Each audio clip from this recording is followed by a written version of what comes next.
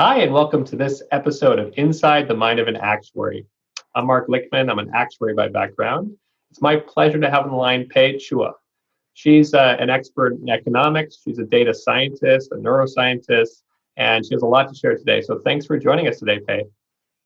Thanks, Mark. Thanks for having me here.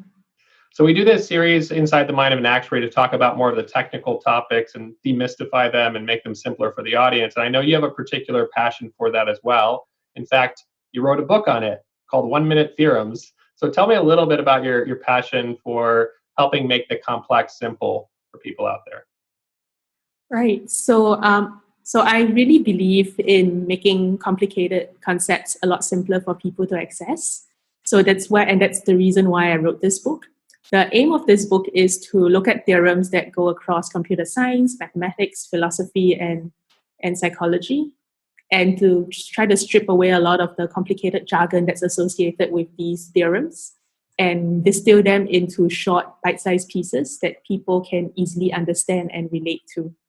Very The cool. initial inspiration for this book actually came from my wedding. So my husband's a computer scientist, and during his wedding speech, he referenced something called the Gale-Shapley algorithm, which is an algorithm used to solve for stable matching of couples and partnerships. So the basic idea of this theorem is to find the most optimal way of pairing people up, and it's not, the concept itself is not complicated, but the name Gale-Shapley does sound quite daunting, right? Yeah. So anyway, during the speech, it was just really funny because not a lot of people attending our wedding knew what he was talking about, even though the concept itself is actually quite simple. So that's what really inspired me to start writing about this book. And hopefully through this, complicated concepts become a lot more accessible to a wider audience. That's very cool. I think all the actuaries in the audience, we can relate to that, because we're often talking about actuarial concepts and our family and friends are like, what are they talking about? But that's pretty funny to have that as part of your wedding story. So we met actually because you're doing a newsletter like this one called Economics in a Nutshell, also to demystify complex topics. And one of the topics today we wanted to share is a paradox. Tell me a little bit about what Simpsons Paradox is. So Simpsons Paradox is a really interesting one.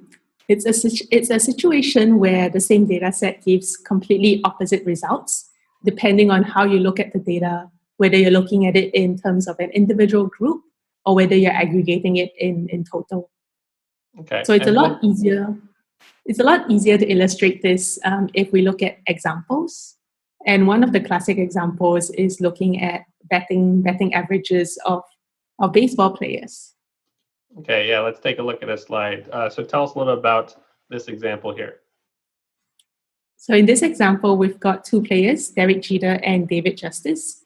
And if we look at their batting averages in the individual years of 1995 and 96, we'll see that David Justice has a higher batting average in both of these years. So it would seem that David Justice is the better baseball player here. But when we look at the data in aggregate, we then notice that Derek Jeter now has the higher batting average across both years in total.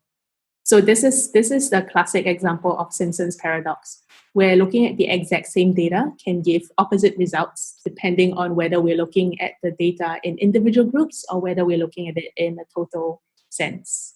Yeah, and I think for people out there, it may be surprised to see this, but what's the reason why this is occurring? So this occurs because if you look at the actual numbers themselves, they are really different across the years.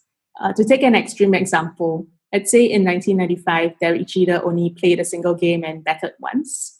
Then his overall score would be a total of 1. But then that's really skewing the data because you're just looking at a much smaller sample size. Right. And then I know you also had an example that relates to the real estate market. So tell me a little bit about this paradox in the real estate data. So in the real estate market, if you look at this graph, it would seem that larger houses are cheaper. So that seems really unintuitive and really strange. And one of the reasons why this is happening is because inherently houses in different locations have different sizes. So it seems, so if we look at the data in an individual group basis, group by location, then we will see that the prices of each location increases when the number of rooms goes up. But in aggregate, it seems to go down. And that's also because a lot of homes in downtown areas are a lot smaller, but they are really expensive because of the location. Whereas homes in the countryside, they are much larger, tend to be a lot cheaper. Yeah, it's that old adage, right? Location, location, location, right? Which drives the price of real estate. And it's interesting, you can see it with the lines, right? These lines are upward sloping, right? They have a positive correlation. The last one was downward sloping, negative correlation to it.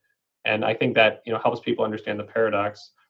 Let me jump back here for a second, and I want to talk about how does this kind of relate to the kind of the practical world that our audience may be experiencing today. I know I work in marketing, and I look at a lot of analytics, right? We look at data on how many people are subscribing, let's say, to this newsletter, or when we send out an email, how many people are reading the email and clicking on links. But it's really important, and I always try to do this, to drill down into that individual data so you can see what the actual trends are and do they make sense as related to the aggregate data. What would you say is a kind of a practical takeaway with that people day to day could take away from this so they can better do their jobs or learn from this paradox? So I think the most important thing is to be aware that this paradox exists and also to understand how to avoid falling into the trap. So if we think causally about the data, it helps us to avoid falling into this paradox. So think more about how the data was generated and also maybe other underlying factors that might influence the results. So going back to the example of the house prices, if we only look at size, then we would think that larger houses are cheaper. But in actual fact, size is not the only thing that matters in a house. And as you rightly pointed out, it's location, location, location. And so we have to understand what are the core drivers of certain trends as well, and understand how we should do the analysis better. Well, I appreciate you joining us on our video today and our episode, Pei. And for those of you out there, please feel free to subscribe to her newsletter, Economics in a Nutshell, which you can find on LinkedIn, as well as I'll post a link to your book, 1 Minute Theorems. I'm looking forward to reading it myself. So thanks again for your time. Thank you, Mark. It's great speaking to you today.